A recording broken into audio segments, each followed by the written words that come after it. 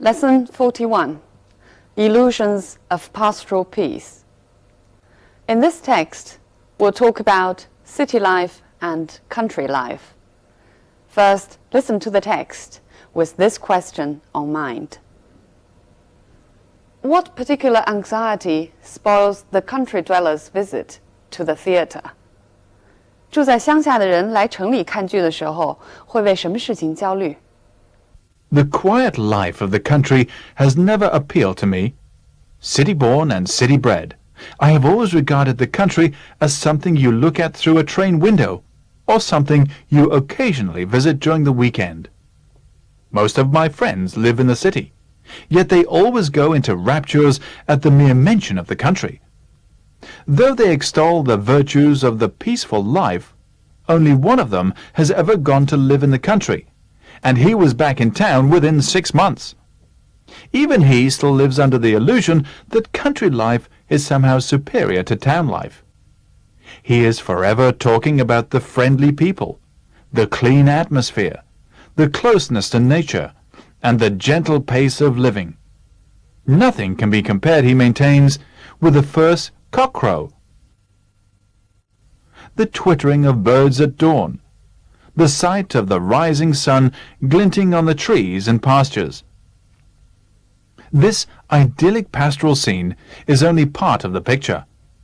My friend fails to mention the long and friendless winter evenings in front of the TV, virtually the only form of entertainment. He says nothing about the poor selection of goods in the shops, or about those unfortunate people who have to travel from the country to the city every day to get to work. Why people are prepared to tolerate a 4-hour journey each day for the dubious privilege of living in the country is beyond me. They could be saved so much misery and expense if they choose to live in the city, where they rightly belong. If you can do without the few pastoral pleasures of the country, you will find the city can provide you with the best that life can offer. You never have to travel miles to see your friends. They invariably live nearby and are always available for an informal chat or an evening's entertainment. Some of my acquaintances in the country come up to town once or twice a year to visit the theatre as a special treat.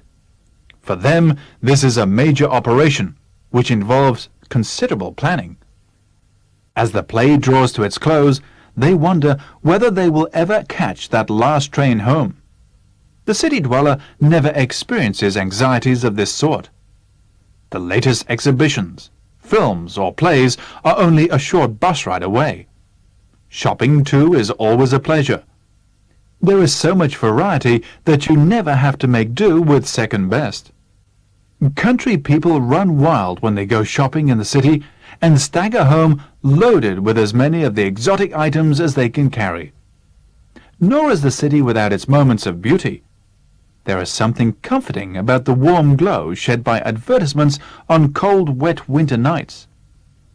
Few things could be more impressive than the peace that descends on deserted city streets at weekends, when the thousands that travel to work every day are tucked away in their homes in the country.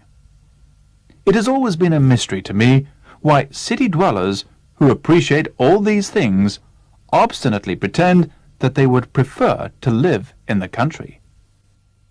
So what particular anxiety spoils the country dweller's visit to the theatre?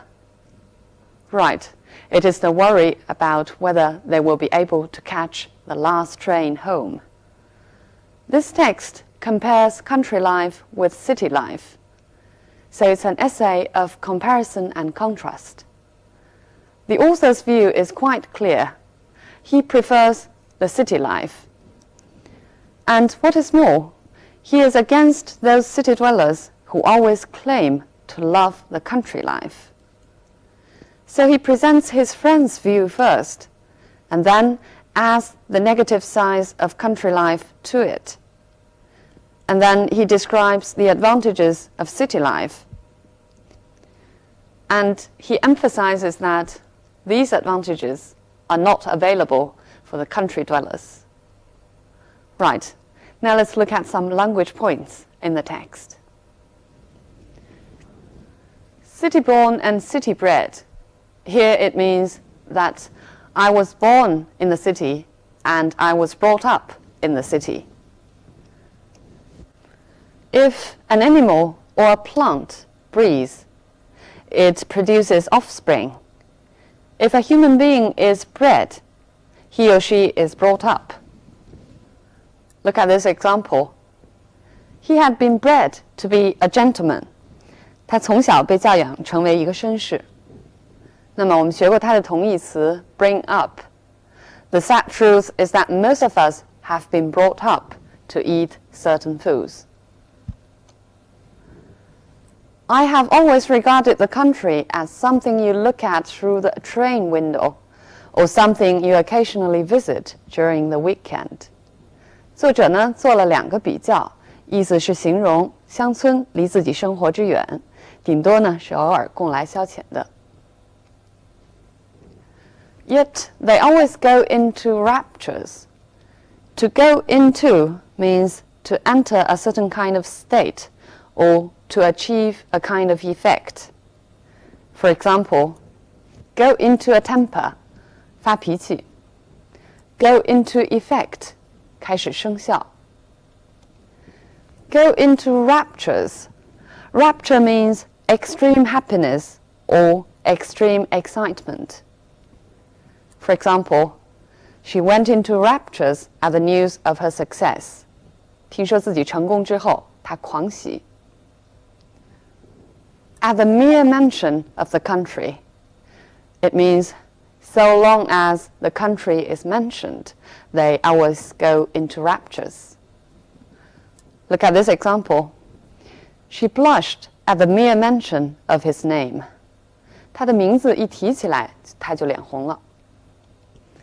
They extol the virtues of the peaceful life.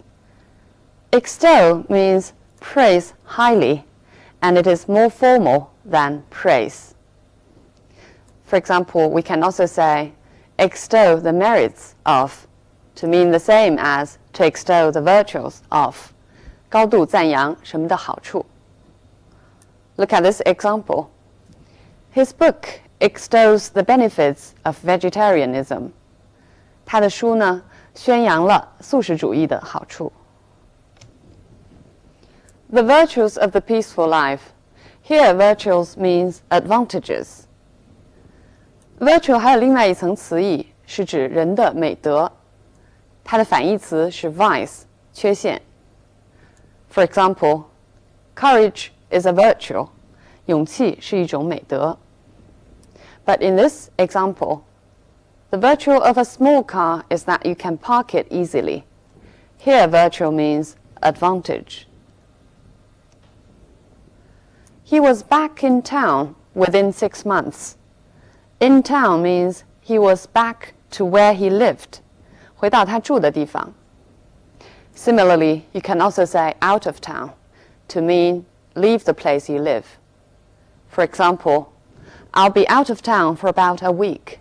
我会出门1个星期。He still lives under the illusion that. Under the illusion that means he still wrongly or falsely believes that. For example, the boss is still under the illusion that the project will be completed on time. 老板还错误地以为这个项目会按时完成。Country life is somehow superior to town life. Superior to means better than. 它的反义词是 inferior to. Look at these examples to see what superior means. He simply believes that men are intellectually superior to women. 他相信男人在智力上优于女人。He was a superior candidate for this task. Here, superior means excellent. 他是完成这项任务的出色人选。He always has such a superior attitude. Superior attitude 是一种高高在上的态度。Nothing can be compared with the first cockcrow, he maintains. He maintains means he insists, especially when other people disagree with him. Look at this example. He maintains that he has never made such a remark. 他坚持说从来没说过这么一句话。Nothing can be compared with something means nothing is better than something. For example, nothing can be compared with a cold drink on a summer night. 这句话也可以说成 There is nothing to compare with a cold drink on a summer night. The rising sun glinting on the trees and pastures. Glint means to shine. For example, her diamond ring glinted on her finger. 她的钻戒在手指上闪光。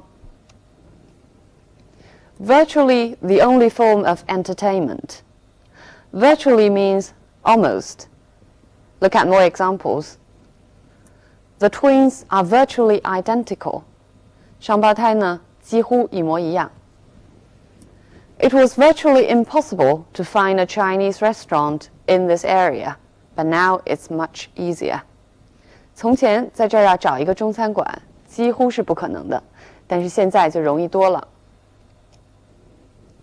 He says nothing about the poor selection of goods in the shops, etc. Notice the tone of the author. 作者几处说到 He says nothing about. He is forever talking about. My friend fails to mention. To show how subjective his friend is, and also to show the irony. The poor selection of goods means the few kinds of goods, 指品种不多。Look at this example. A fine selection of perfumes. 香水的品种非常丰富。Or a good selection of detective stories. A good selection also means a fine selection, many kinds. Is beyond me is something that I cannot understand. Look at these examples. Computer science is completely beyond me. It's beyond me how she could bear to live with such a snob. 这两句话中 beyond me is slightly different in meaning. In the first, is completely beyond me means it's too difficult for me. In the latter example, it means I cannot possibly understand how she could bear to live with such a person. The dubious privilege.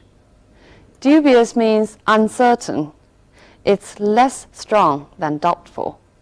口气上要比 doubtful 要弱一些。For example, I'm dubious about his promises to change his ways. 他说要改变自己的习惯，对这点我表示怀疑。They could be saved so much misery and expense. Be saved. Here in this sentence it means they could avoid so much misery and expense. I'll give you more examples. Her students' help saved her a lot of trouble. 如果用 she 做主语，就变成 She was saved much trouble by her students' help. Where they rightly belong. Rightly means where they should belong. Look at this example. He was rightly punished for what he had done. So it means he was punished and he was punished as he should. If you can do without the few pastoral pleasures. Do without means to manage without, or rather not have. 凑合. Look at this example. He cannot do without a computer. 没有计算机，他就过不下去。You'll have to do without your breakfast if you don't want to be late. 你要是不想迟到的话，就别吃早饭了。So here in these two examples, do without means manage without. Look at this one. Stop it, I can do without your nagging. Here, do without actually means I'd rather not have your nagging. 别再跟我唠叨了。This is a major operation which involves considerable planning. This is a major operation. Operation 我们在前面的课文中学习过。The salvage operation. So it means a set of actions. 但是在这里其实是一种夸张。Which involves considerable planning. Involve here means which includes, which needs a lot of planning. Look at this example. The new system involves little new technology.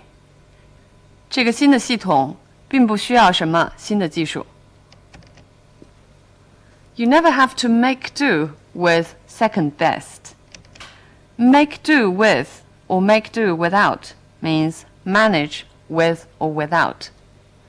For example, new clothes are expensive, so you have to make do with what you've got. 拿现有的东西凑合吧。Second best means not the best and not the most desirable. For example, she's always striving for excellence and refuses to settle for second best. 她总是在朝最出色的目标努力，有一点差距都不接受。Country people run wild. Run wild means to go uncontrolled. Look at this example. As soon as their mother left, the children ran wild. 孩子们就开始撒欢儿。Run 后边还可以加上其他的形容词。It means become a certain kind of. For example, money is beginning to run short. 钱不够了。Supplies are running low. 供应不足。There's a popular English song named Till the River Runs Dry. 等到河流干枯。Stagger home. Stagger means unable to walk steadily. 它的同义词是 stumble. Stagger usually means walk unsteadily because of drunkenness or burden. 课文中的句子是说负担太重，走得摇摇晃晃。Look at this example. As we went into the bar, a drunken man staggered out of the door. Here it refers to walking unsteadily because of drunkenness. The exotic items. Exotic is an approving word. 它是一个褒义词，本意是 foreign， 具有异国情调的。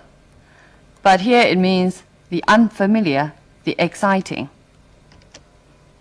There is something comforting. Comforting means 令人觉得安慰的 consoling. For example, it's comforting to know that there's someone to turn to when one needs help. The warm glow. Glow 这里指的是广告灯箱发出的光。Glow when describing fire means burn without flames. For example, the glow from the dying fire lit her face. 渐渐熄灭的火光映着她的脸。The peace that descends on deserted city. Descent on is a literary expression. 这是一个比较书面化的说法，意思就是笼罩着或者降临。Look at two more examples. Silence descended on the room. 寂静笼罩着房间。A feeling of despair descended on us as we realized that we had no choice. So you can also use some kind of feeling descends on somebody. It has always been a mystery to me. 这是一个口语化的说法，意思就是 I can never understand. Look at this example. It's a mystery to me how she manages to cook a meal so quickly. 真是不明白她怎么会做饭做得这么快。Obstinately pretend. Obstinately, 固执的、顽固的。Stubbornly 是它的近义词。这篇课文分为2段，分别讲到了对城市和乡村生活的态度。作者非常注意使2段的对比鲜明，除了内容上的对照之外呢，在句式上也使用了相似的结构。第1段时，他用了这句话 ：Nothing can be compared with the first cockcrow, the twittering of birds, the sight of the rising sun, etc. And then in the second paragraph, you read this sentence.Few things could be more impressive than the peace that descends on deserted city streets, etc. 这个句式呢，与上边一句相似，这样就从句式上，他也反驳了前边他的朋友表示的乡村的生活优势。课文第1段出现了这句话 ：Why people are prepared to tolerate a 4-hour journey is beyond me。第2段中又使用了不同的说法。It has always been a mystery to me why city dwellers would prefer to live in the country. 这样就用相同的句式反复地表达他对一些城市人对乡村的执着爱好的不解，其实是在强调这些人的态度不可理喻。This text makes a comparison between rural life and urban life, which should be quite familiar to us.尤其是近几年，有很多大城市的人呢，开始在乡下买房买地。This is actually about returning to nature, or returning to innocence. 我们现在呢，也开始有越来越多的人住在城郊，每天上下班。这些人在英文中被称为 commuters. Besides, from the Western tradition, the countryside always represents the ideal.The beauty, whereas the city is a symbol of evil, ugliness, and crime, especially at the beginning of industrialization. 城市，尤其是在工业革命的初期，始终被看为是恶的象征。Other than that, England is famous for its beautiful countryside, and the country is proud for it.所以课文中讲到，有这么多的人执着的要装作热爱乡村的生活或者景色，可能跟这个也有些关系。Okay, so much on this topic. Bye for now.